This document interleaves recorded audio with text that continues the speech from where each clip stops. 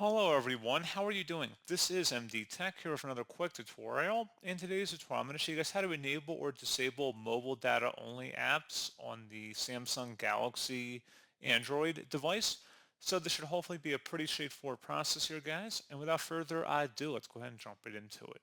So all you have to do is select the gear icon. If you have it on your home screen, just go ahead and select it, or you might have to scroll up and then select settings. Underneath settings, select network and internet, and then select the SIMs button. Where it says mobile data, access data using mobile network. You can either toggle that on or off depending on your preference for the usage of mobile data. And that is all you have to do.